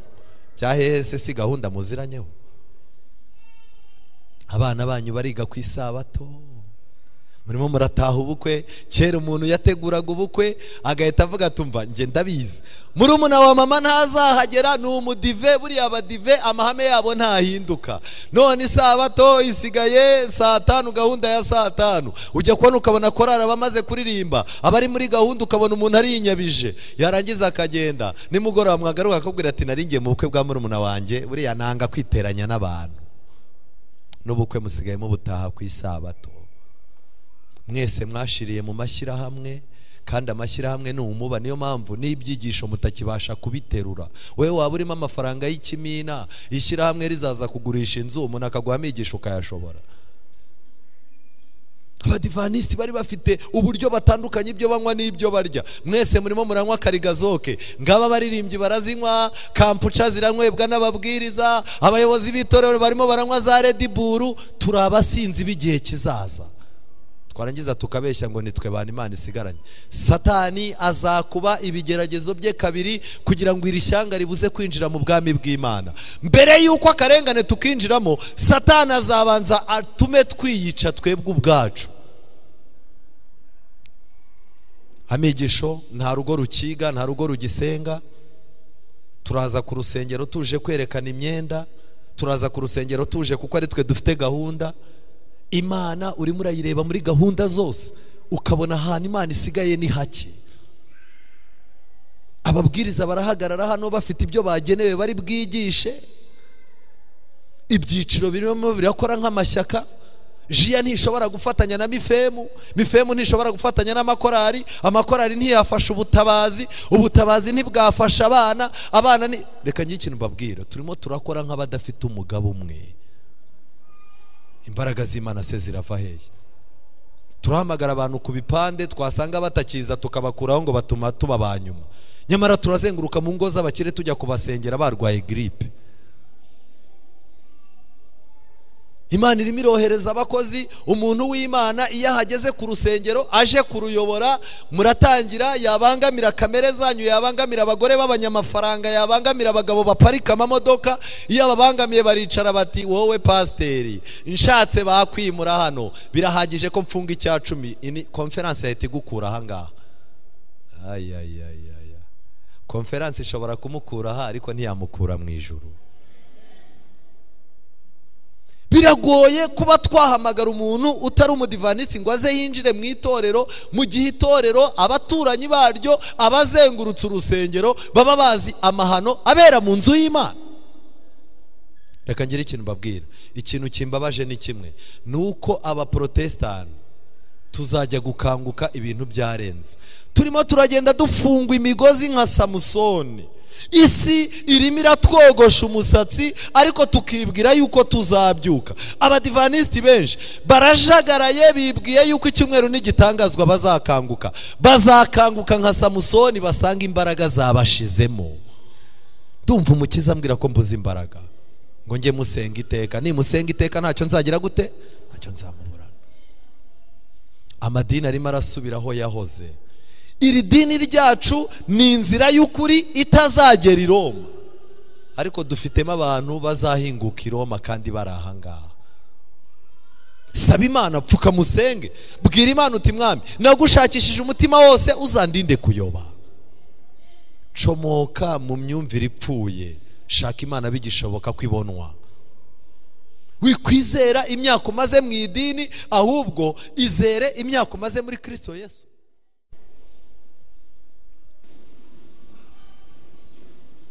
Mbabwira ikintu gikomeye, ibihe birimo biragenda. Satani yatwambitse amarineti, ntiturimo kubona aho ibihe bigeze. Muri uyu mugoroba ndakwingingira ku bwa Mwuka Wera, irinde gutaha ngo uve muri iyi nzu y'Imana udakemuye ikibazo ufitanye n'Imana. Saba Imana iguhumure, erega ntabwo ubona uri impumyi. Twambaye amarinete y'ikintu cyitwa ubuzima, turimo turahiga ubuzima babwiriza, turimo turahiga ubuzima bakuru b'itorero, abapasiteri, abaririmbyi, korali zabuze abaririmba, abizera barimo barahiga ubuzima, nta mwanya wo gusenga. Ariko nagiye mbabwire ngo n'abatazi Imana nabo Satani yabahaye ikigeragezo cyitwa ubuzima, barimo barahiga ubuzima. Musaba Imana muri uyu mugoroba itwambura amarinete twambaye, itwambika amarinete y'ijuru. Turebe yuko agakiza kacu katwegereye, tubone yuko ibintu byahindutse. Abanyapolitike barimo barabona ko ibintu byahindutse, abapagani badasenga barimo barabona ko ibintu byahindutse. Ndababaye kubona abakirisitu babona ko ibintu bisanzwe. Ibintu ntibisanzwe. Imbere ya ntebe uzahahagarara. Guhagarara imbere ya ntebe bizagusaba kuba warabanye na Kristo mu masengesho, kuba wareguriye Imana ibyawe byose, ntugire icyo uyihisha. Kuko ibyo rero umukuru nyiri ibihe byose, uko ibihe bizahinduka we ntabwo azaduhindukirana. Haleluya. Tuzakomeza tumubere abana nawe atubere umubyeyi. Dusenge. Uwiteka Mana nziza, izina ryawe rihabwe icyubahiro. Tumaze umwanya urenga isaha n'igice muri iki cyigisho. Wowe ubwawe wakoresheje amarangamutima yacu. Tugushimiye ko ibitekerezo byacu byari bimaze igihe birangaye, wabifunguye biha agaciro ijambo ryawe. Tugushimiye amahirwe waduhaye yo kugera mu nzu yawe. Ariko nanone tugushimiye yuko dukuye ikintu cyari kidukinze ku maso, tukaba tubasha kubona aho ibihe bigeze. Twicaye mu madini ariko ntituzi ibyo Satani arimo gutegura mu madini. Isi igeze ku iherezo.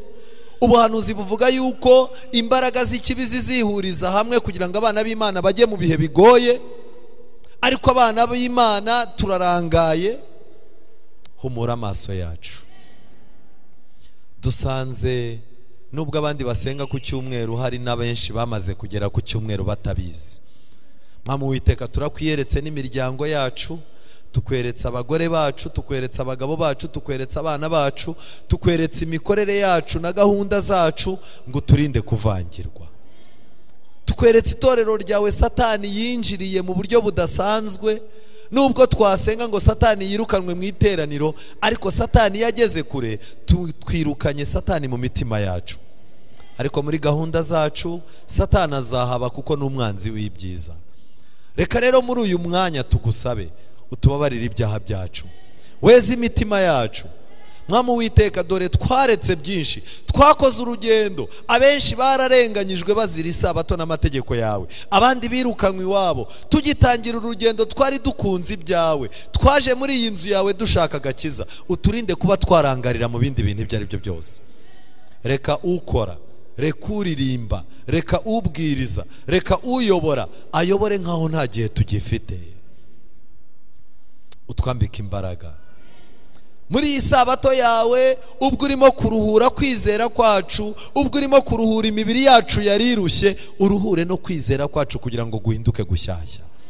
Hari abana bawe bahagurutse hano imbere, ntibanejejwe n'icyo satani yabakoresheje. Bamanitse amaboko yo kwizera, barimo baravuga ngo ninde wankiza uyu mubiri untera gukora ibyaha. Mwami Uwiteka, reka bakirire muri Kristo Yesu. Bafashe umwanzuro mwiza, ubarinde kuzongera kwicara. Ubu tugiye gutaha, tugiye kuryama, ariko ku isi hari inama zirimo kuba zo kugira ngo icyumweru gisinywe. Ku isi hari inzira zirimo gutegurwa ngo amadini asenyukire mu idini rimwe. Ku isi hari abadayimoni barimo gusubiza abantu mu byaha bahozemo. Ku isi hari imbaraga irimo gutuma abantu bapfuka amatwi ntibakire ubutumwa bwiza. Ubwo tugiye kuryama utubere maso, kandi ubwo ejo tuzaza mu nzu yawe uzaduha imbaraga, uduha ububyutse, guturuka mu gitondo ikintu kiri bukorwe kibe giteho kashe y'Ikaruvari, kugira ngo umunsi w'ejo tuzakomeze twambikwe imbaraga nk'abasirikare bagiye kurwana urugamba rusoza. Abanyabwenge b'isi aho isi yerekera ntibahazi, abanyamadini benshi aho isi yerekera ntibahazi. Mwami Uwiteka, abanyatunzi, abanyamafaranga benshi n'abantu bize amashuri akomeye ntibaza aho isi irimo kwerekera, ariko satani n'itsinda ritoya ayoboye baza aho berekeza. Ariko icyo tugushimiye nuko natwe waduhumuye amaso tuza aho isi yerekera. Reka twe guterwa ubwoba n'ibigiye kuba, ahubwo duterwa icyizere n'ijuru uburyo rigiye kudutabara. Ngaho rero muri uyu mugoroba imitima yacu tuyishyize mu biganza byawe. Turasabira igihugu cyacu amahoro, turasabira abayobozi bacyo amahoro no guhirwa. Ubwo barimo gukoresha imbaraga zabo ngo abaturage babeho neza, Mwami Uwiteka, turagusabye ngo ukurikirane iby'agakiza kabo, kandi ukurimo kuduhumura kugira ngo twite ku by'agakiza. Dusabiye n'abayobozi bacu mu nzego za leta ngo nabo bahumure, kugira ngo ubwo ugiye kugaruka nabo bazabe mu itsinda ry'abazagusanganira.